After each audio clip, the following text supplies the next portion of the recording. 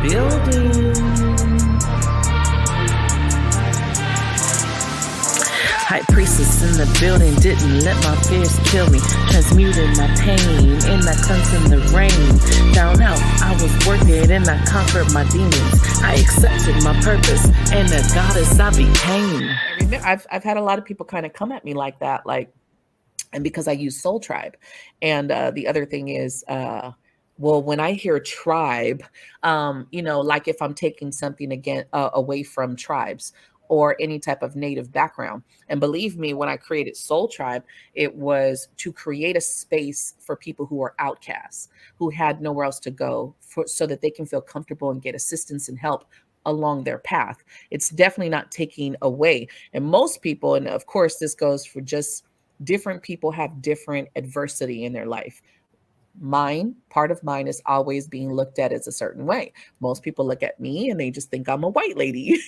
I'm just this white lady up here talking shit out of my ass. Have no idea where I've come from, what I've been through, or my heritage or background.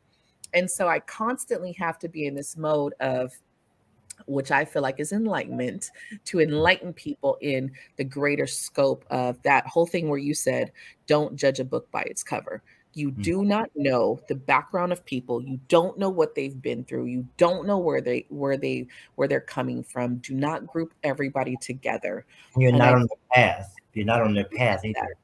Right. We miss that. We always look at someone and it's just, oh, we're just going to judge this person by the bullshit that our perception, which we're projecting out onto other people, which has been a huge lesson for me in this path. But it's sad. So make some beautiful, what my first affirmation, that I have these big affirmations that I've posted them on my Facebook page before, that are colorful. My first one that I tell myself every morning is, remember who the fuck you are. And that will be my affirmation until the day that I die. Because every I morning love, that I wake up, I I will love. constantly remember who the fuck am I and what I came here to do.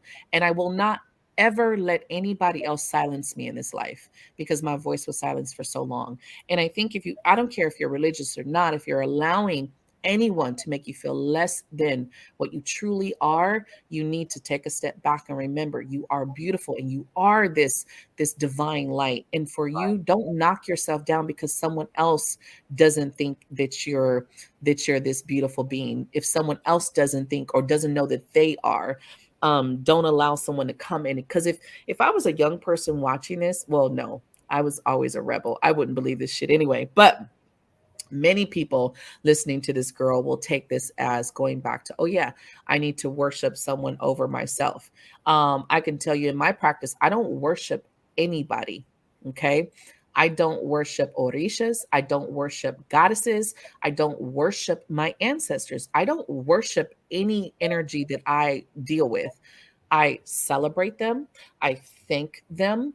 I learn from them. I accept their teachings, and I also accept their assistance when it's needed. And I accept the wisdom from them. And I simply say thank you. But worship, oh, I don't worship anybody. And I'm not going to. There's a very big difference in the way that I practice and what other people. So when you look at divination, there's a lot of people who actually worship energies, which again is not bad. It's not bad to worship whoever you want to worship. And that's including the people who worship Satan. Okay. If y'all want to worship him, hey, do your thing. I feel like what I feel like when it comes to like psychic things like that, I do feel like a lot of I think that it really stems from like the early '90s when they had like the 800 numbers and you would have to pay 55 cents a minute, and and I think that they just kind of base it off of that, and Right. because a lot of people did get ripped off back then, Right. these hotline numbers, but I do feel like the kids, they take something, and for some reason, I don't remember us ever doing this when I was a teenager, but taking a culture and like they go through so many different like new Right. age with the new age culture. Like it's because like people gravitate to one thing and then when they get sick of it, then they want to like throw it away. Right. But during COVID, a lot of people's relationships were falling apart. Right. Right. and we were the saviors of those relationships, or like at least the common ground for those relationships. But I do feel like this is just kind of like um, they just don't have anything else to talk about and or attack. So they're just attacking everything now. You know, they're Right, attacking right, every little thing that brings right, happiness to people.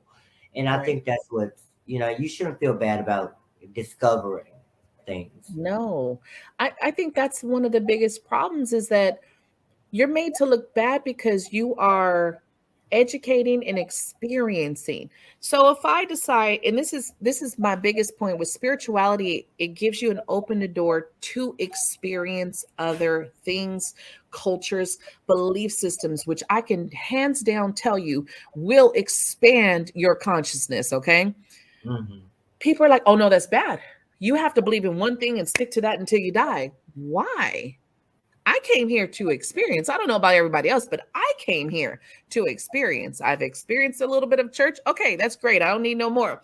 I've looked into Buddhism, which Buddhism, you guys, almost 6 centuries before Christ was here in practice. Okay, if you guys didn't know that, there I've experienced some stuff from Hinduism that I take very, there's Chinese culture that's beautiful medicine, beautiful practices that you can take and put it in here. You guys, if you think astrology was just made yesterday, no, astrology has been here like the third millennia before Christ. Astrology was a thing, okay? So it's like you can't tell me that Satan just magically put stars up there and was like, you guys just look at the stars. It's so demonic. The stars are fucking beautiful, okay? What they created and made. When people talk shit about astrology, and I wanted to touch on astrology real quick. When people talk shit about astrology and how people use astrology to kind of placate their shitty behavior, I do feel Hmm. that's wrong. And I call people out all the time. Like, no, just because you're a Scorpio or a Sag or a fucking Leo doesn't mean to be an asshole, right? But Right, what astrology can do for you is to help you understand why you tick the way that you tick. right, Everything, when people are like, why was I born a Sagittarius? When you look at some of the strengths and weaknesses, as each sign has strengths and weaknesses, again, polarity, duality, right? right. Strengths and weaknesses to every sign. You are supposed to master yourself. Self mastery is everything in this life. That's It's a right. tool. Doesn't mean, oh, I'm a Sag, I get to be, oh, loopy and do nothing in life and just fucking, run around and hee hee ha ha. And it's No. communicating with others too, like being able to be on the same page, you know, energetically with others. And understanding others.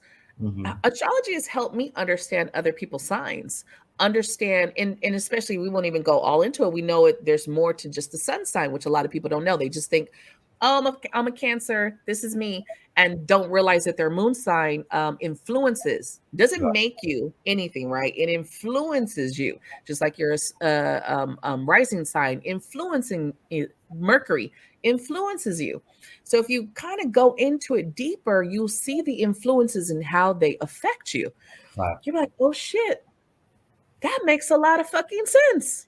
It Oh does. shit. I was worth it and I conquered my demons. I accepted my purpose and the goddess I became.